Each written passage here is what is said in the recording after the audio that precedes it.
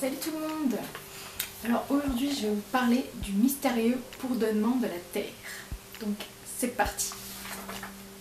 Donc, Taos est une ville du Nouveau-Mexique qui compte seulement quelques milliers d'habitants. Elle s'est rendue célèbre pour un étrange bourdonnement qui rend la vie dure pour quelques-uns de ses résidents.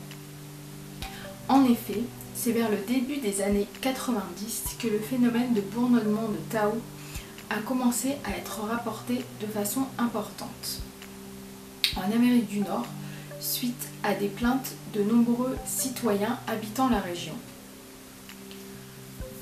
La composante essentielle qui définit le phénomène du bourdonnement est ce qui est perçu comme un son persistant de basse fréquence qui ressemble à celui d'un moteur diesel tournant au ralenti à une certaine distance et pour lequel aucune cause ne peut être identifiée.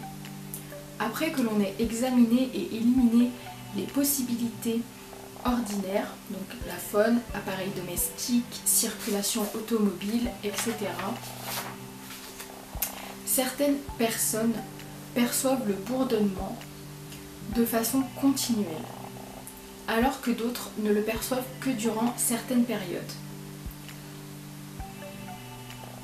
Pour certaines, le bourdonnement peut se constituer d'un faible bruit de fond et un inconvénient mineur, alors que pour d'autres qui en perçoivent le son ou les vibrations plus intensément, il constitue une nuance majeure qui interfère de façon importante avec leur activité quotidienne.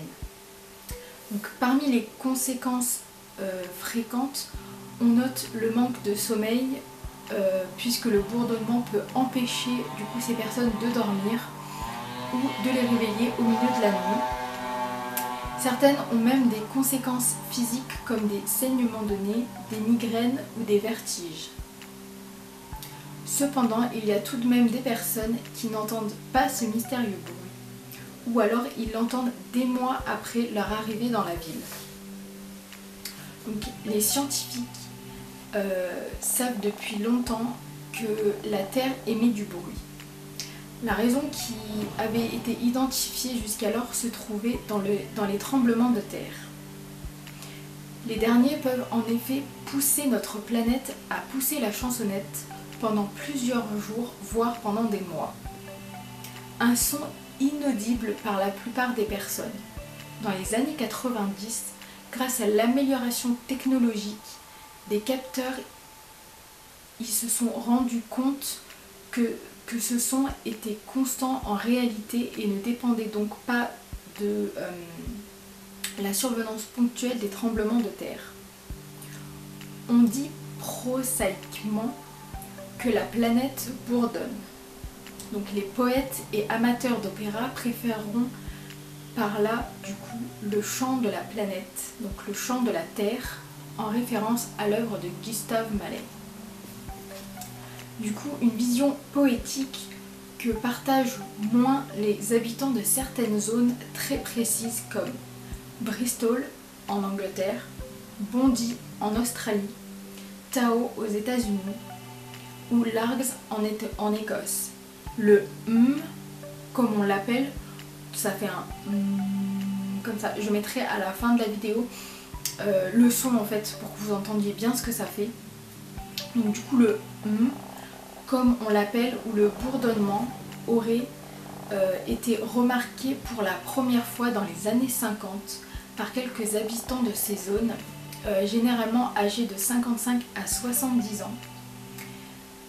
Ils n'ont beau être que 2% à se plaindre de ce bruit qui ressemble à un moteur diesel dans le lointain. Le phénomène a suscité la curiosité de plusieurs équipes de chercheurs qui n'ont pu qu'avancer des hypothèses.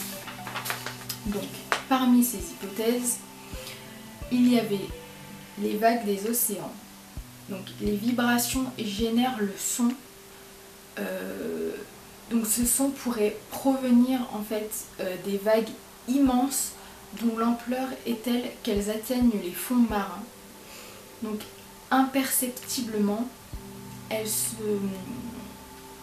secourait en fait la Terre.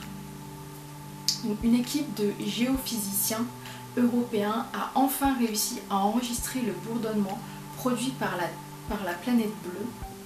Donc, dans leurs études publiées dans la revue scientifique, donc la Geophysical Research Letter, les scientifiques expliquent qu'ils ont pu enregistrer l'oscillation libre de la Terre à l'aide de 57 sismomètres placés au fond de l'océan. C'est une première. De fin 2012 à fin 2013, les appareils placés sur plus de 4 millions de kilomètres carrés au fond de l'océan Indien ont enregistré des vibrations de la Terre. Donc c'est la première fois que nous arrivons à isoler le son au fond de la mer, et les fonds des océans est extrêmement bruyant. Malheureusement, il est normalement impossible pour l'homme d'entendre ce bourdonnement avec des fréquences ultra basses, comprises entre 2,9 et 4,5 MHz. Le son produit 10 000 fois plus bas ce que peut percevoir l'oreille humaine.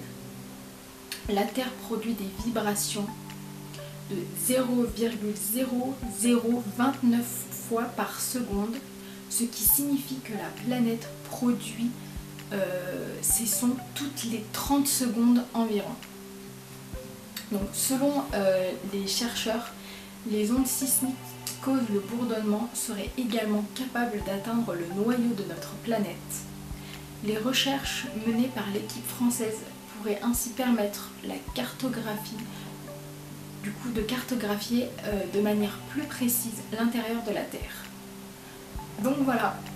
Donc, j'adore en fait faire des recherches comme ça sur la planète, des choses qui se passent un peu mystérieuses, qu'on a du mal à déceler, et là c'est vraiment très intéressant du coup qu'ils aient pu en fait résoudre le problème, parce qu'ils ont enfin su c'était quoi ce bourdonnement. Donc comme j'ai dit, je vais vous mettre la vidéo à la fin. En fait je vais vous lancer le son, vous verrez le bruit que ça fait. Donc, moi personnellement je l'ai écouté, et rien que de l'entendre un tout petit peu, c'est vrai que c'est quand même assez désagréable. Donc pour les personnes qui l'entendent constamment, tout le temps, je peux comprendre qu'à force de l'entendre vraiment toute la journée, ça doit pas être très agréable à entendre. Je trouve ça aussi quand même assez étrange et mystérieux que ces personnes puissent entendre ce bruit, parce qu'il paraît qu'en fait c'est impossible. Normalement on ne devrait même pas normalement l'entendre.